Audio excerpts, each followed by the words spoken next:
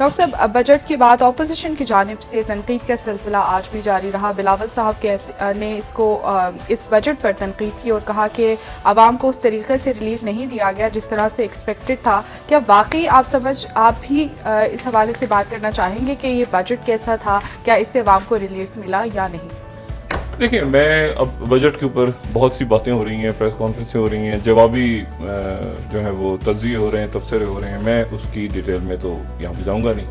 دو تین بنیادی سی باتیں. پہلی بات تو یہ ہے کہ مہنگائی کم ہونی چاہیے. عام آدمی کو کا جو بجلی کا بل ہے اس میں کوئی کمی ہونی چاہیے. شوکت علیم صاحب نے آج بات کی کہ اس کا جو امپیکٹ ہے وہ نیچے تک. عام آدمی کا جو گیس کا بل ہے اس میں کمی ہونی چاہیے. وہ جو جا کے بازار سے خریداری کرتا ہے، روٹی، چینی، گھی، جو بنیادی ضروریات ہیں ان میں کمی آنی چاہیے. کرائے کم ہونے چاہیے اور بہت ساری چیزیں جو ہیں وہ کم ہونی چاہیے اگر یہ اچھا بجٹ ہے، جو کہ اچھا بجٹ دیکھنے میں نظر ہے. اب اگر اس بجٹ کے نتیجے میں بہت سارے بڑے بڑے سرمایہ کار اور سرمایہ دار جو ہیں وہ تو خوش ہیں، لیکن دیکھیں انڈسٹریز تو لگنی چاہیے ملک میں. اور لیکن وہ انڈسٹریز کے نتیجے میں کیا مزدوروں کا یا پھر انڈسٹریز اگر زیادہ پیداوار ہو رہی ہے تو اس کے نتیجے میں کیا چیزیں سستی جا رہی ہیں اور سستی لوگ لے رہے ہیں؟ یہ ایشو ہے. اصل معاملہ جو ہے وہ یہ ہے. اب ہم جو بات کرتے ہیں، جب ہم تجزیے لیتے ہیں تو ہم لیتے ہیں ٹیکسٹائل کے یا ریئل اسٹیٹ کے یا اور کوئی بھی کسی بھی انڈسٹری سے تعلق رکھتے ہم لوگوں سے پوچھتے ہیں کہ آپ بتائیں کہ آپ کے لیے بجٹ کیسا رہا. تو وہ کہتے ہیں کہ پھر کچھ چیمبر ہوتے ہیں، قابل احترام لوگ ہیں، وہ کہتے ہیں بہت اچھا رہا ہمارے لیے بھی اچھا رہا، ہمارے لیے بھی ہمارا. سوال یہ ہے کہ اس کا جو نیچے اثر ہے وہ دکانوں پہ، ٹھیلوں پہ، گھروں میں، جھونپڑیوں میں، سڑک پہ راہ چلتے آدمی کے لیے، ٹھیلے والا جو ہے، جو ٹھیلے سے خرید رہا ہے، جو بیچ رہا ہے، اس کے لیے وہ کتنا اچھا ہے.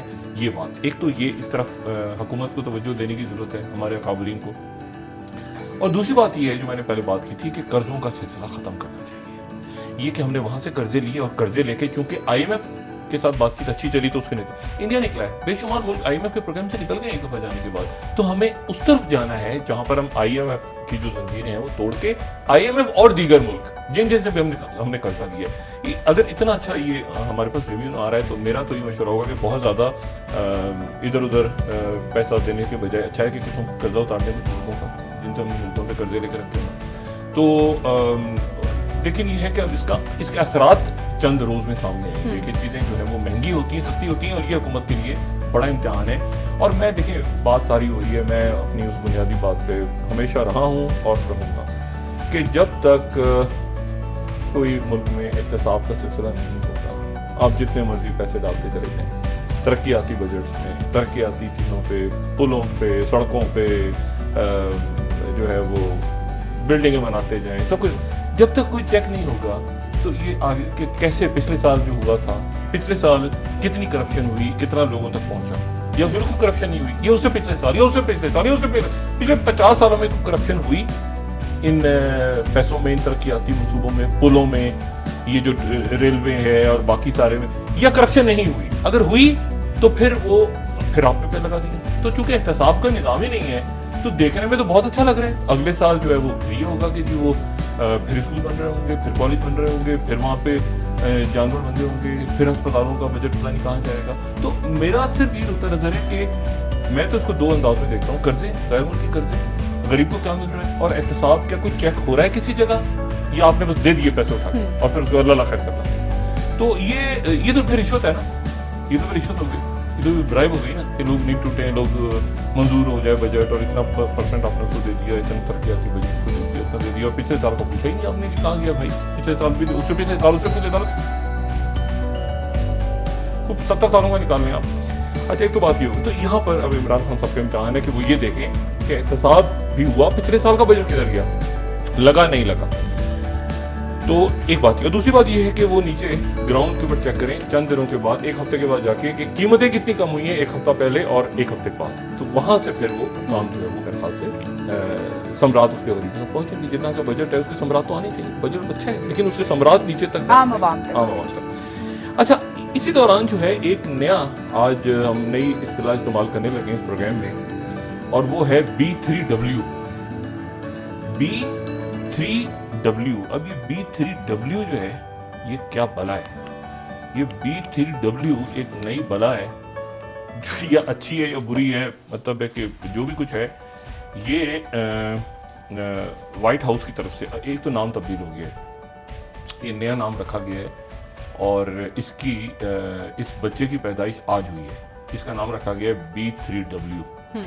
और ये जो बच्चा था ये पिछले हफ्ते इसका नाम कुछ और था, लेकिन इसका नाम था ब्लू डॉट नेटवर्क। लेकिन आज इस बच्चे का नाम बदल के, क्योंकि सबके जो खानदान है सबसे पूछा गया कि क्या नाम रखें, क्या नाम रखें, तो आपने नाम रख दिया। अच्छा कहते सबसे मशवरा किया, तो फिर G7 का जो इजलास हो रहा है, जो मुल्क की दुनिया की 7 बड़ी मीशतें 1975 वाली 7 बड़ी मीशतें जो आज जमा है, तो वहां पर ये B3W पार्टनरशिप अनाउंस हुई है व्हाइट हाउस की तरफ से।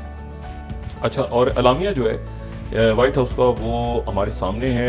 उसमें ये है कि प्रेसिडेंट बाइडन ने और G7 लीडर्स ने उन्होंने लॉन्च किया है build back better world partnership programme. ठीक है, और इसमें वो ये कह रहे हैं कि जी ये B3W प्रोग्राम है, और इसमें ये वही जो मैंने ब्लू डॉट नेटवर्क दी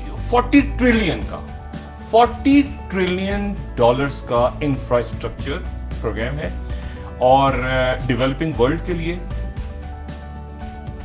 और जो कि ऑलरेडी कोविड-19 से मुतासिर है। ठीक है, ये इसका पूरा, और उसमें फिर उसके बाद थोड़ी सी इसकी डिटेल जो बताई, उन्होंने कहा है कि कल हम इसकी मजीद। अच्छा, फिर ये कह रहे हैं कि ये ग्लोबल इन स्कोप है। इस पैराग्राफ में जो आप देखें, लैटिन अमेरिका से लेके कैरिबियन से लेके अफ्रीका से लेके इंडो पैसिफिक तक मुख्तलिफ G7 पार्टनर जो हैं वो मुख्तलिफ ज्योग्राफिक ओरिएंटेशंस के साथ इस प्रोजेक्ट को सामने ले आएंगे लो और middle income countries across the world के लिए। ये 40 ट्रिलियन डॉलर्स का बिल्ड बैक बेटर वर्ल्ड, एक अच्छी दुनिया को दोबारा तामीर करो।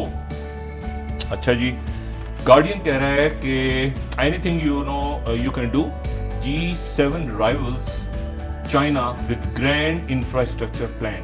ठीक है, ये हो गया जनाब B3W, जिसके बारे में गार्डियन की का भी हमने बताया, और उसके बाद इकोनॉमिस्ट भी और बाकी अखबार भी दुनिया भर के इसको बता रहे हैं कि ये G7 के मुकाबले पे ये आगे। अच्छा, मैं सिर्फ यहाँ पर इससे पहले कि आगे जाएं ये बताऊं कि आज कुछ देर में जो आज का सेशन है, आज और कल का, उसमें Indian prime minister Narendra Modi भी शरीक होंगे। अभी तक जो इतलात हैं वो शरीक होंगे, और वो शरीक होंगे वीडियो लिंक से जो इजलास हो रहे हैं, और हो सकता है और नहीं भी हो सकता, लेकिन ज्यादा चांसेस हैं कि वो शरीक होंगे।